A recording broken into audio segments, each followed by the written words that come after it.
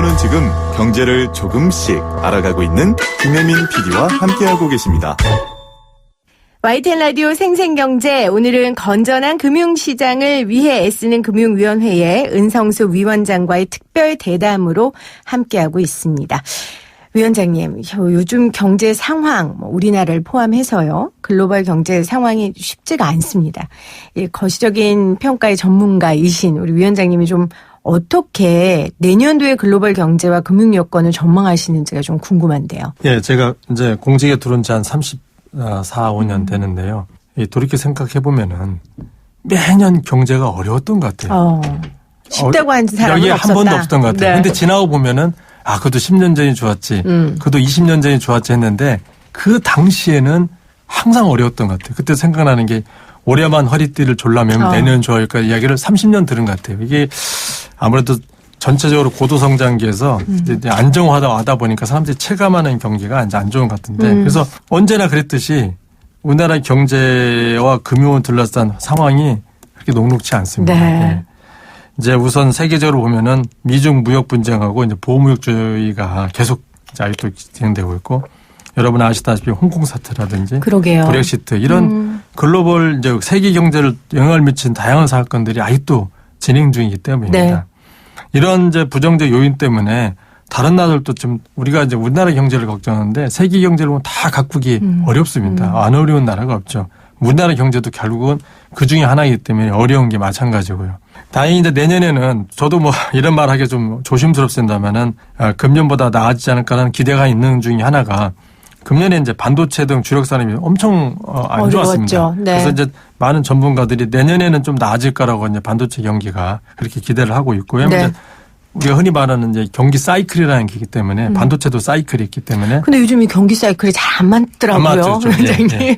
그래도 기대할 만하다. 아니 우선 반도체 등 주력 산업들이 이제 사이클이 저점을 지나서 올라가면은 다시 이제 좋아질 거로 생각하고 왜냐하면 영원히 나빠질 수는 없거든요. 네. 반도체 사이클이. 그다음에 고용시장도 여전히 7월, 8월, 9월 물론 뭐 질이냐 양이냐 여러 가지 논란이 소지했지만 분명한 거는 고용 시장이 개선되는 거 있습니다. 물론 네. 한두 개 나빠진 건 있지만 과거에 더 나빠진 거에 비해서는 지금 많이 개선된 거는 인정해야 될 것 같습니다. 그리고 이제 정부도 이걸 뒷받침해서 뭐 지금 국회에서 슈퍼 예산이냐 뭐 아니냐라고 논란이 있지만 적극적인 재정 정책을 하는 건 맞거든요. 네. 어쨌든 적극적인 재정 정책을 하면은 경기는 나아질 수밖에 없습니다. 네. 그래서 저도 조심스럽습니다. 매년 정부가 거짓말하고 있다.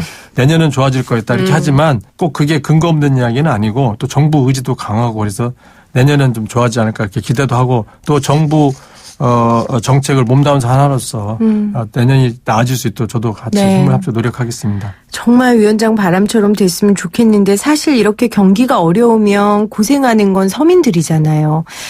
그래서 금융위원회에서 서민들을 위한 여러 가지 제도를 내놓고 계세요. 그중 대표적이게 이 안심전환 대출이 아닐까 싶습니다.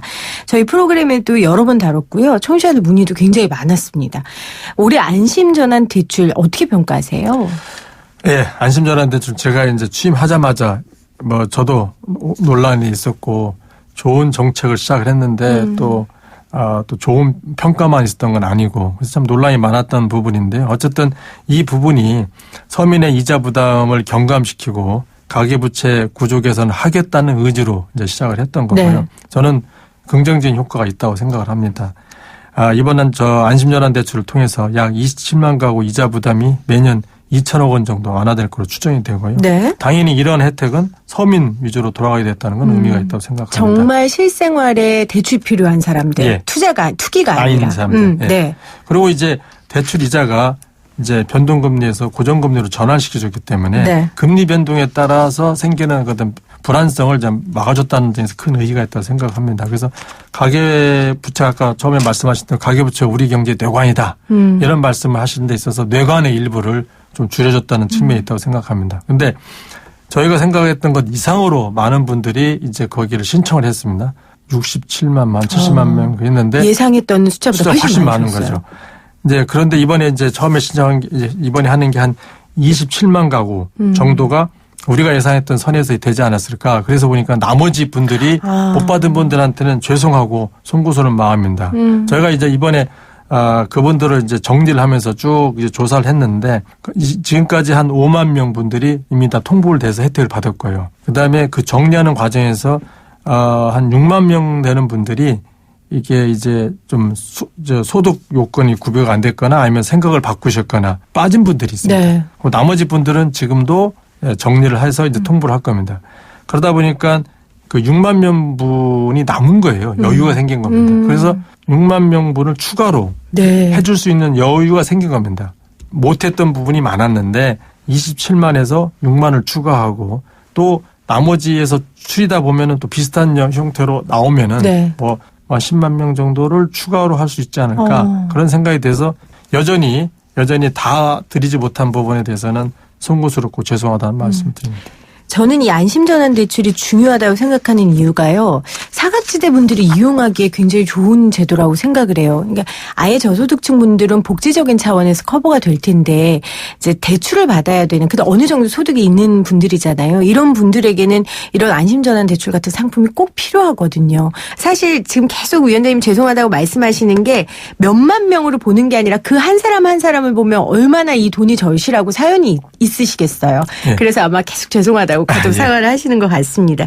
자, 우리 서민들 중에 또 하나 우리가 중점적으로 봐야 할 사람들이 청년들입니다. 예.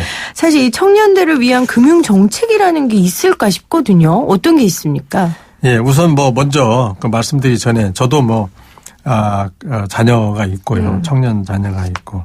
그다음에 저희도 이제 고도 성장기를 이제 거쳐온 사람이기 때문에 이 미래 주역인 청년이나 대학생들이 생활자금 조달한다든지 네. 또 저 나가서 취업난이라든지 주거비용 부담 이런 부분에서 삼중고를 겪는 것에 대해서 매우 안타깝게 생각을 합니다. 맞습니다. 우선 이제 저희가 준비한 거는 생활자금 조달 예로를 위해서 취업활동에 전념할 수 있도록 내년부터 한 3, 4% 금리로 햇살론 뉴스, 이게 젊은이를 위한 햇살론이라는 걸 네. 공급할 예정입니다. 그 다음에 이제 취업난을 완화하기 위해서 저희가 이제 저희 분야인 핀테크 분야에서 계속 지금 핀테크 분야를 신산업을 육성하고 금융 샌드박스를 통해서 새로운 그 규제를 완화해서 네.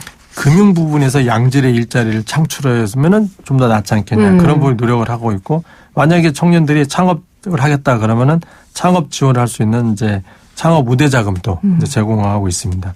그다음에 이제 주거 비용 경감을 위해서는 청년 신혼부부 대상 전월세 상품도 공급하고 있습니다. 네. 청년들이 잘 정착할 수 있는 안정자금 그리고 창업할 수 있는 창업자금 또 일자리 창출을 위해서 금융 쪽에 여러 일자리를 많이 만들도록 하겠다라고 말씀을 하셨습니다. 금융 쪽에 일자리 만든다고 하셨는데 금융위원회 하면 인터넷 전문은행을 빼놓을 수가 없습니다. 어제였죠. 그 금융위원회가 메신저 서비스 카카오톡과 포털 다음을 운영하는 IT기업 카카오를 카카오뱅크 1대 주주로 승인하셨어요. 사실 이게 은산물리법으로 불가능한 일이었는데 완화시키신 거거든요. 이 어려운 일을 시간이 좀 걸렸습니다. 소감이 있으실 것 같아요. 아까 말씀하신 대로 여러 가지 좀 논란이 있고 그랬는데 네. 카카오뱅크 증자를 이렇게 할 수 있고 이제 대주주 변동해 준 것에 대해서는 다행이라고 생각을 합니다. 이 부분 하는 데 있어서 언론이라든지 국민 여러분들이 이해가 있었던 부분에서 감사드리고요. 저의 생각은 그렇습니다. 이게 이제 카카오뱅크를 보는 눈이 카카오라는 기업, 그다음에 한국투자증권이라는 기업을 보는 수도 있지만 저희는 1,000만 명의 고객을 입장을 생각했습니다. 네. 내가 1,000만 명의 고객인데 내가 돈을 맡겼는데 카카오뱅크가 자본금이 취약해서 내 돈이 어떻게 되지 않을까라는 그분들 입장에서 한번 접근을 했고요.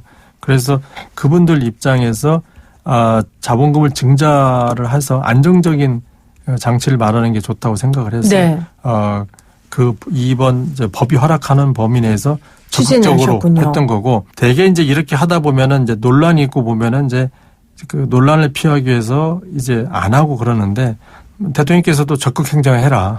그렇게 해서 저도 직원들하고 적극적으로 하고 이게 무슨 잘못된 게 아니고 올바른 방향이라면 합시다. 네. 했었는데 결실을 맺어서 좀 다행이라고 생각을 합니다. 아까 위원장이 앞에서 말씀하셨잖아요. 4차 산업혁명 시대에 돈이라는 게 보수적이지만 그래도 적극적인 정책들을 펼쳐야 할 땐 펼쳐야 했다. 아마 그 일환으로 이번에도 힘을 좀 주셨던 것 같은데 이렇게 됨으로써 아마 인터넷 은행 출범과 함께 기대됐던 뭐 금융과 ICT의 융합이 더 빨라질 것으로 좀 기대가 됩니다.